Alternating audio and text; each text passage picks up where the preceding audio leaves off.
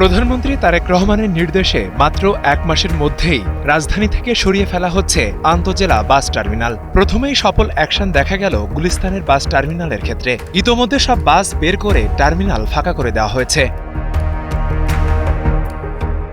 রাজধানীর গুলিস্তানে অবস্থিত ফুলবাড়িয়া বিআরটিসি টার্মিনালে সরেজমিনে গিয়ে দেখা গেছে সেখান থেকে দূরপাল্লার কোনো বাস ছাড়ছে না। অনেক যাত্রী জানতেন না যে টার্মিনালটি সরিয়ে নেওয়া হয়েছে।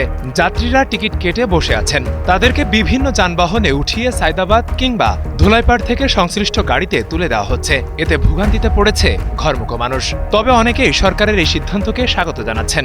আমি জানি না যে টুঙ্গিপাড়া এখান থেকে চলে গেছে। খুলনা যাওয়ার জন্য টুঙ্গিপাড়া এক্সপ্রেসে টিকিট নেওয়ার জন্য আসছিলাম ফুলবাড়িয়া বাস স্টপেজে, কিন্তু এসে দেখি টুঙ্গিপাড়া এক্সপ্রেসটা টোটালি বন্ধ। যদি এখানে এটা না থাকে তো মানে আমার মনে হয়, আমার ব্যক্তিগতভাবে মনে হয় যে এখানে অনেক ঝামেলা কমে যায়। তো ঢাকা শহরের ভিতর যখন রেগুলার চলাফেরা করা লাগে তো পুলিশ থানায় জায়গাটা ফাঁকা হওয়া দরকার।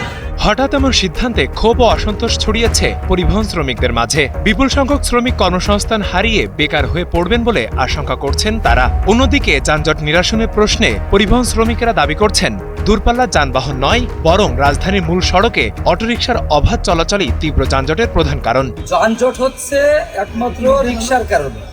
রিকশার কারণে যানজট হচ্ছে, বড় গাড়ির জন্য কোনো যানজট হচ্ছে। ফ্লাইওভার হয়েছে, মেট্রো রেল হয়েছে, ঢাকার যানজট সেভাবে কমেনি, কমছে।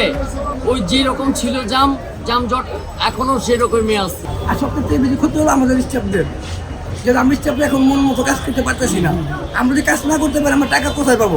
আমরা ফ্যামিলি সংসার কোথায় থেকে চালাবো? এদিকে সদরঘাট থেকে ছেড়ে আসা নগর পরিবহন চালকদের মতে ফুলবাড়িয়া বিআরটিসি কাউন্টারটি সরিয়ে নেওয়ায় গত কয়েকদিন ধরে ওই এলাকায় যানজট অনেকটাই কমে গেছে। আমাদের জন্য এটা একটু সুবিধা আছে, কারণ এখানে রোডে তেরামেরা করে থুয়া যায়। আবার যাত্রীও মনে করেন এদিকে একটু ভিড় পাড়া রিক্সা এটা বন্ধ আছে, একটু মোটামুটি একটু ফিরিয়ে আছে। সরকারের পরিকল্পনা অনুযায়ী সায়দাবাদ ও যাত্রাবাড়ি বাস টার্মিনাল স্থানান্তরিত হবে কাঁচপুরে। মহাখালী টার্মিনালের বাসগুলো পূর্বাঞ্চলে অস্থায়ী ডিপুতে এবং পরবর্তীতে টঙ্গীতে সরিয়ে নেওয়া হবে।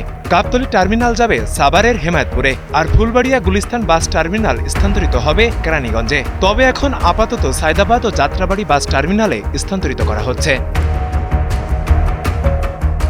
ফেরদাউস সাগর, সময়ের আলো, ঢাকা।